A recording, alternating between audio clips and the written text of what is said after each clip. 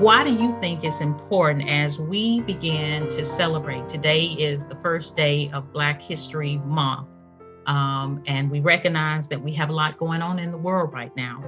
But why is it important for all United Methodists in Oklahoma to observe Black History Month? And how does that help us shatter the stained glass window? So why is it important, for all of our United Methodist sisters and brothers to observe Black History Month in some way in their spaces? And then how does this help us shatter the stained glass window? We'll start with you, Reverend Elvyn. Yes, I would say I was reminded when I got the question of a TED Talk offered by a Nigerian writer and activist. Her name is Chimamanda Ngozi Adichie.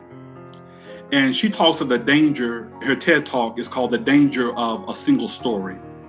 She tells of growing up in Nigeria, learning to read and to write, not just write words, but to write literature before the age of 5. And she tells about growing up reading only books that were accessible to her that were from America or from Western culture. And in those books, people had white skin, blonde hair, and ate apples.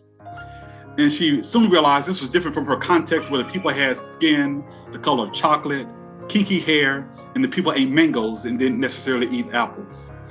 But she goes on to realize that the danger of hearing one story may lead you to believe one thing about a certain people, which is not the full story.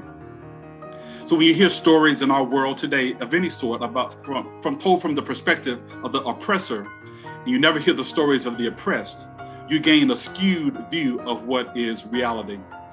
Sometimes today when a person of color is victimized by the authorities, sometimes the media will highlight a character flaw in the victim. Somehow that character flaw justifies what was done to them, or that the authorities were rightful in their abuse of the victim. Therefore, I think Black History Month is so important to recapture the contributions of African Americans, of Black Americans, Black history. So we won't just have everyone brush with a broad brush, that we'll see the nuances of people. And I am often amazed how, as I've been in Oklahoma for a little over 2.5 years now, how many Oklahomans were never taught about the issues in Tulsa, the atrocities that happened a century ago. And as we're aware, though, it has been an attempt to kind of erase that, if you will, challenge that even to this day. So I think it's important to lift up the contributions and lift up our history, because it's vital to us all day and every day. Wow. Powerful. Feel free to jump in. Yeah. Why it's important. I think, as Pastor Elvyn just said, there's always two sides to every story. And I think a lot of times we only get one side, especially if you've grown up in America, going to school in America. Oftentimes we don't get the in-depth Black history taught to us in the schools, in the classrooms. Again, I'm a graduate of Douglas High School. And so, I did not learn about the Tulsa Race Massacre until I was older. And it's probably no slander or shame on the school or the institution. It just wasn't taught. That just wasn't something that we were taught. And I think that goes to, but we have to learn to dive deeper, even into those other stories. And so that's why I feel it's very important for those who are not of African descent or not African American to go and read up on things in depth, not just what we see on TV, not just highlighted in clips or small articles, or we read a thing on Dr. King and we know all about his life, and there was so many more complexities to his life. The same way with Malcolm X, right? We only see this militant viewpoint of Malcolm, but we don't see this other side of Malcolm, this loving, this fighter. Yes, he was militant, but he had a reason, right? And so I think when we don't go and do the research, and we don't go and read just other authors, people of color, who are firsthand accounts of certain things, I think we miss a huge chunk of what is being told. And then we come up with our own stories, right? We come up with our own narratives instead of going and really reading the different layers and complexities of these individuals. And so that's why I feel it's very important. And that helps shatter the stained glass window, right? Because again, we board up, or we put up this nice piece of artwork and we stay focused on that while other things are happening behind us. But when we shatter that, we erase and we eradicate those things that could be hidden or whatever's taking our attention away from whatever's going on.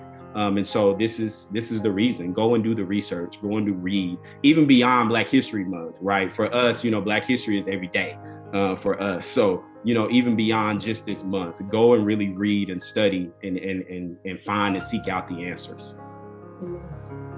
We don't live in a vacuum. We're not, no man is an island, all those kinds of things. And I teach a history class at Langston, music history in particular. And I tell the students, music didn't just start when you were born. It didn't just start when I was born. Music has been going. Life did not just start because in your context, you don't see me. That doesn't mean I don't exist. So you've got to get out of your space, particularly in the church, if you want to be more effective and you want to really see the kingdom of God, really be the kingdom of God, then you need to know about these people, other people that you're trying to reach that you don't know.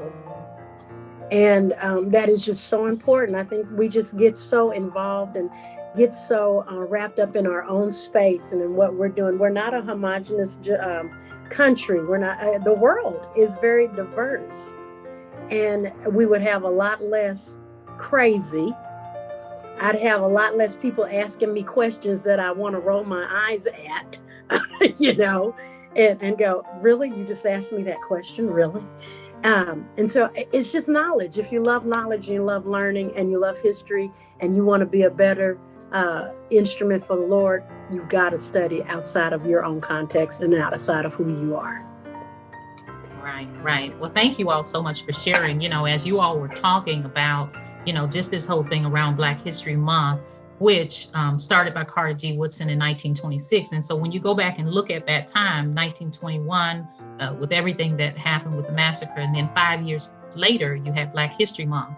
And the whole point was to make sure that it would broaden the world's consciousness of Black people, because so much of what was seen and heard and done, it was all negative. And so we didn't get to see all the work and that Black people had contributed to the country. And so and though we go back, I think the history says that Frederick Douglass had a birthday during that time, as well as Lincoln. And so they felt like people who had made a contribution to help African American to do better, that this month would be an opportunity. And it goes back, it says that, some wanted it to be a whole week where we celebrated Black people, because again, the stories were not told. And so I think even now we have to continue to tell the stories. We have to continue to highlight the positive things that are going on in our communities, the positive things that our folks are still doing. Because again, the whole point, I think, and I laugh sometimes because even in 1926, Carter G. Woodson, he wanted to broaden the consciousness of people. That is still what we are fighting against to this day.